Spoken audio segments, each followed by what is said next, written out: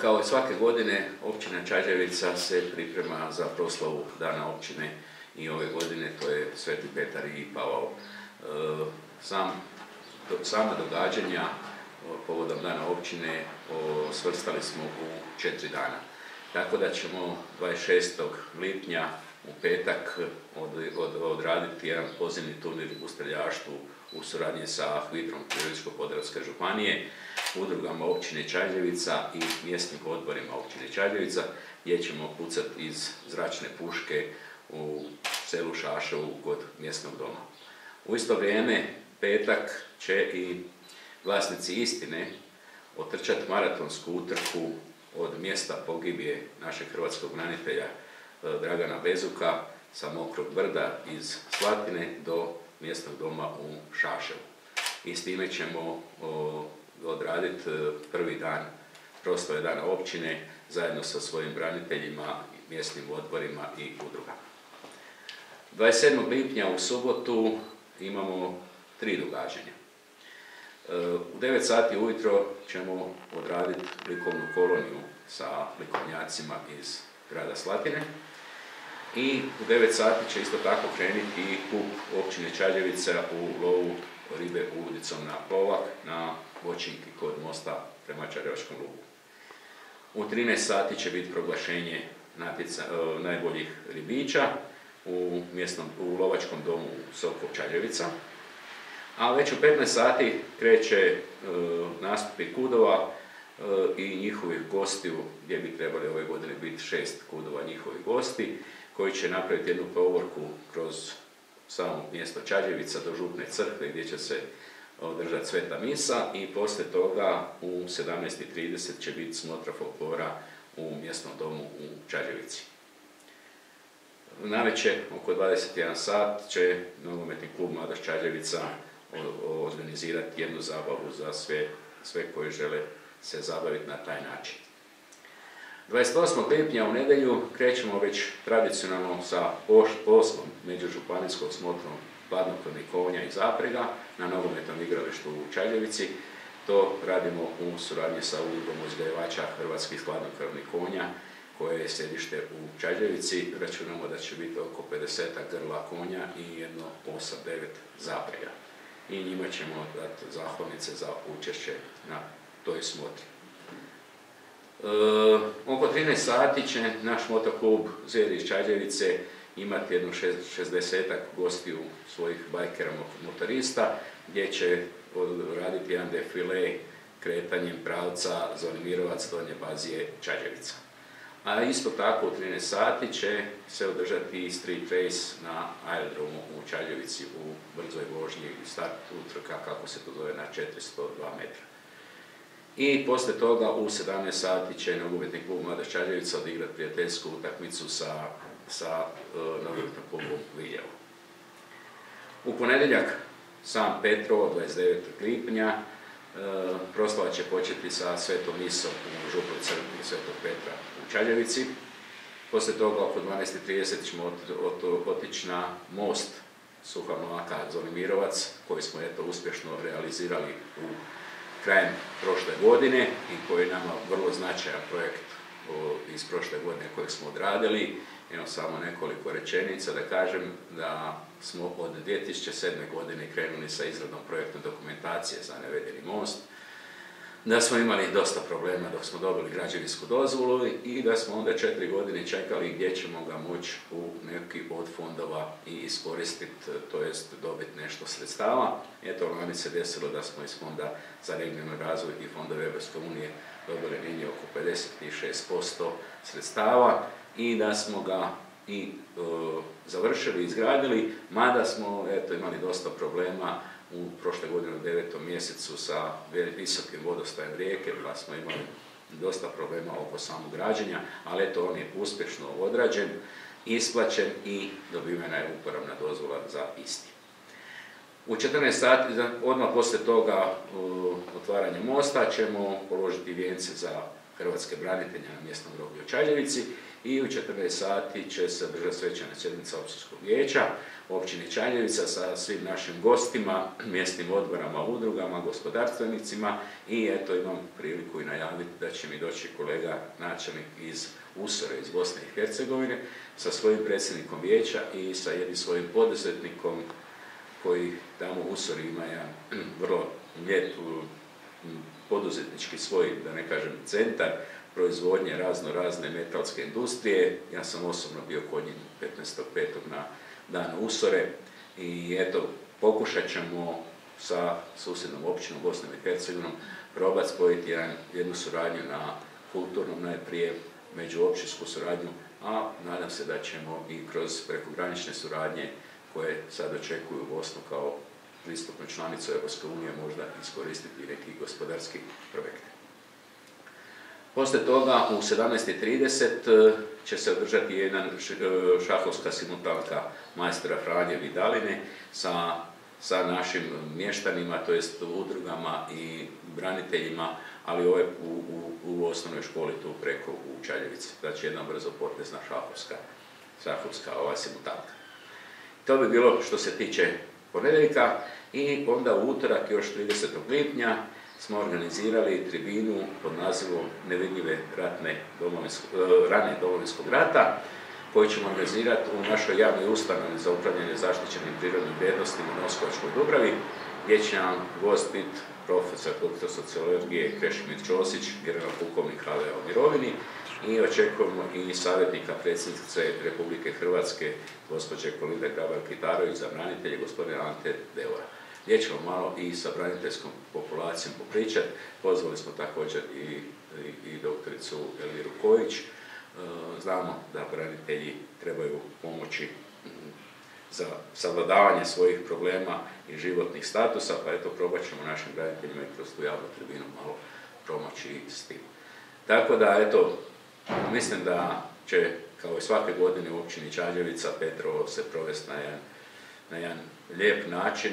Vrijeme nam uvijek bude pogodno, događanja imamo dosta, tako da će za svakog mještanina biti prilika da se negdje uključi i da nešto pogleda. Sam ponedjeljak na svečanoj sjednici ćemo i pustiti jedan film o svim onome što smo u protekloj godini odradili, što se tiče općine Čađevica i ono što mislimo još nominirati ili smo nominirali već prema određenim fondovima. Tako da mogu naglasiti da, eto, taj most nam je bio značajan u lajskoj godini što smo odradili, uz rekonstrukciju kotlovnice u osnovnoj školi, gdje je općina bio nositelj projekta, gdje smo dobili novu kotlovnicu na pelete i ugradnja, gdje smo zajedno sa županijom riješili troškove ugradnje, a sama kotlovnica je darovnica Ministarstva regionalnog razvoja. Obnavljali smo još nešto mjesnih domova, riješili smo prvu i drugu fazu nogostupa u naselju Čađevački lug.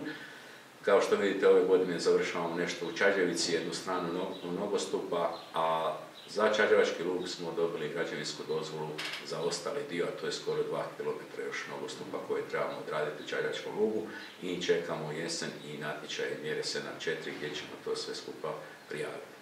U fazi smo ishođenja građevinske dozvole za nove slačionice za naš nogometni klub, isto po standardima prve lige, znači po onim uvjetima koje to sad zahtjeva ta liga, gdje bi stavili znači i grijanje i podizače tople vode i isto tako i hlađenje u istome, kako bi se mogli javiti na Fond za zaštitu okoliša za korištenje njihovih sredstava. Imamo projekt rekonstrukcije 2 ulice u Čađevici asfalta, to je Matija Gupca i Radnička. Trenutno radimo i na projektu građevinske dozvole za cestu asfaltnu do tog mosta kojeg ćemo sad otvoriti. Isto se planiramo na godinu javiti. Uz ove projekte koje smo evo već i ove godine i dobili odluku nedavno Fonda za zaštitu okoliša i energetsku učinkovitost, gdje smo prošli sa fasadom za mjesni dom Čađevica, sa fasadom i stolarijom na zgradi općine i prošli smo isto tako na fondu za mobilno reciklažno dvorište koje ćemo nabaviti na korist našim mještanima. U tijeku je javna nabava, prikupljanje ponuda i idući tjedan ćemo znati ko je prošao na toj javnoj nabavi. Još imamo ovako pomoći koje dajemo. Da, završili smo i rekonstrukciju naselja Šaševo vanjske rasvjete. Planiramo na godinu isto nastaviti sa nominacijom nastavka radova kanalizacija naselja Čađevica, jer znamo da smo prvu fazu od 2 milijuna kuna odradili u 2011. godini. Eto, od onda do sada ništa, ali evo, u pregovorima s Hrvatskim vodama nadamo se da će u plan za 2016. godinu ići i nastavak izgradnje kanalizacije. Isto tako imamo nekoliko projekata koje radimo na našoj industrijskoj zoni, gdje ih nudimo raznim ulagačima ukoliko budemo mogli naći zainteresirani da nešto uloži u našu zonu.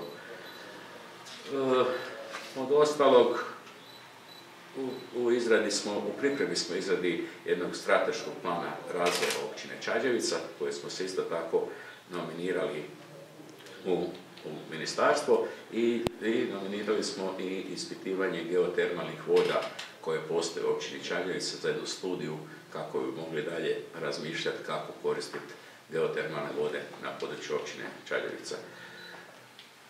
Sufinanciramo i radimo na obuci naših obiteljskih poljoprivrednih gospodarstava. Evo, neki dan smo podijelili i